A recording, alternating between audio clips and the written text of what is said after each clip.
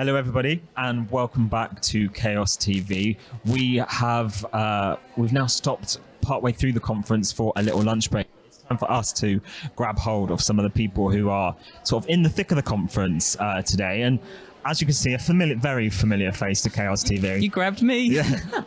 Matthew first, of course. Matthew, for those that don't know who you are, don't know where they've been, but give us a little introduction of who you are and what you're doing here today. So I'm the Chief Exec of Cornwall Pride, and here as part of the Inclusivity Project to share a voice of the LGBTQ plus community and a cross-sectional of intersectionalities of who we beautifully are. Amazing. So Matthew, you have just come fresh off of the panel discussion with some big important names and people in yeah, it was petrifying. It was my first ever time. Is this your first ever sort of on a panel? Experience? Yeah. Okay, so when the invite landed in your inbox, does that excite you or does that terrify you?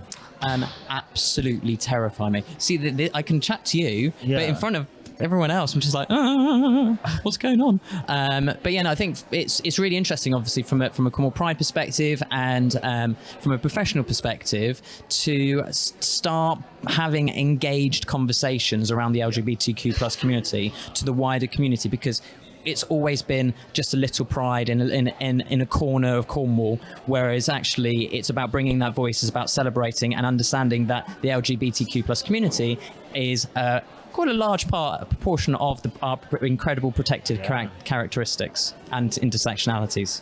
Absolutely. So obviously the purpose of today's conference, we're talking about making work for everybody. And yes, there's been a lot of talk about disabilities and ageism, but Pride comes into this as well. And that's, again, another community that can often feel left out of a workplace or not supported. Yeah. So talk to me about how Pride links to a conference like this and inclusion in general. So I always remember starting my conversations with Babs and Chaos, going, right, so we've got Pride and it's for the LGBTQ plus community, but what happens if you're actually... Let's scrap that. What happens for me as a gay man and I've lost my husband when I'm older and I need to go into care? How am I going to feel with a heteronormative world talking about football? I can't remember the last time I spoke about football. Talking about potentially who their life experiences. And I'm going to feel left out. I'm most probably going to feel uncomfortable to share who I am, and I'm not going to be able to be my authentic self. So I think one of the things that it's a social understanding and celebrating difference and being comfortable with it, and moving into knowing that different is cool rather than different isn't. And for me, when you were talking about Pride, when we're talking about the LGBTQ plus community, we're talking about it from who we are all the way to when we finish our lives, and whether you're part of the queer community, or you're neurodivergent, and you have a different ethnic diversity, then actually there's a mixture of all of that. But actually, interestingly, only a few groups get talked about. Yeah. So one of the things that I've recently read and the TUC have shared is 1 in 5 companies have an LGBTQ plus policy. Right. Only 1 in 8 of all companies ask your sexual orientation and or gender. Right. In a non-binary way. Okay, that's really interesting actually, because it almost links to a question that we've had come in during the panel discussion. We've been encouraging people to send in their questions, and we have one specifically that came in for yourself. And this has come from somebody who says, Matthew, how should managers, senior leadership, supervisors encourage the use of pronouns for all staff to support within the trans community? Fantastic. It's asking the team.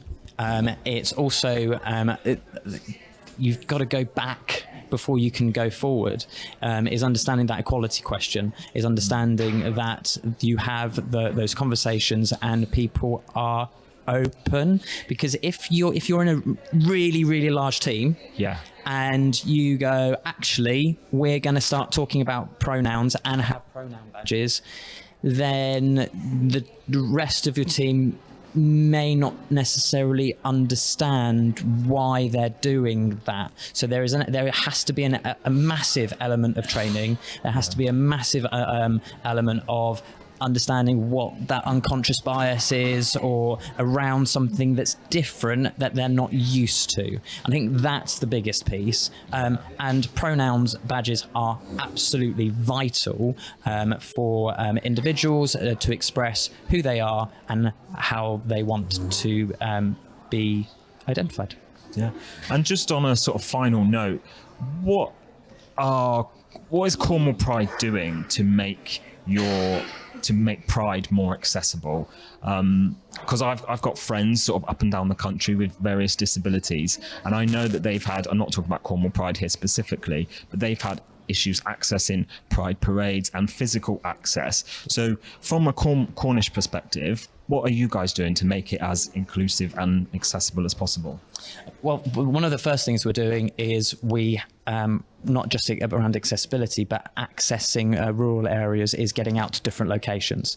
Right. Now, each different location has its own specific challenge. Yeah. For example, one of the feedbacks that we've had around prides on a field is actually it's really difficult to get wheels across a field. Yeah. The challenges of having a pride on a concrete surface is that there's nowhere to sit down.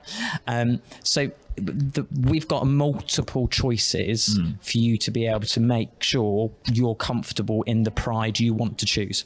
That's the first thing that we do. And in other areas, do you know what? We're really rubbish. Being point blank. That. Yeah, absolutely. Honestly, it's appreciated. But what I mean by that is we're rubbish in expressing that we want to do better at every single point. And I say that we're rubbish with our queer community as well, to understand actually we want to be able to do better. We need to be able to move that forward. We've got an incredible trustee with us who is also a trustee of Disability Cornwall.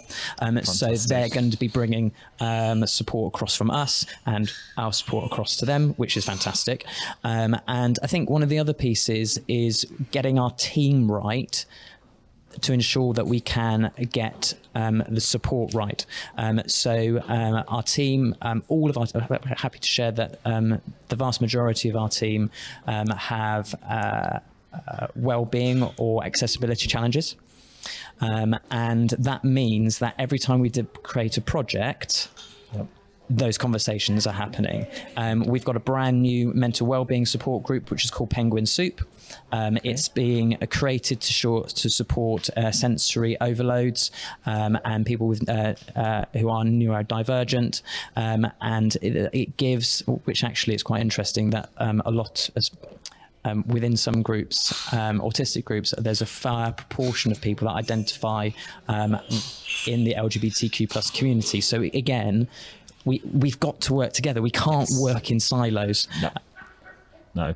And I think the most important thing that comes from this is that it's important to note that you're never going to please everyone. Everyone has so many different needs in regards to access and inclusion. So you're never going to be able to tick every box, but the fact that we're having these conversations and you're aware of it and you're actively trying to make positive change, that's the most important thing. I think it's really, really important that we're never going to know absolutely everything. So we've got to ask the questions. And I'll go back to what I was saying on the stage is actually we're doing reasonable adjustments, or we're offering reasonable adjustments meeting for absolutely everyone in our team. So if someone that feels comfortable not to have one, then they don't need to have one. But actually it's about making sure that we're able to treat individuals the way that they want to be treated. Fantastic.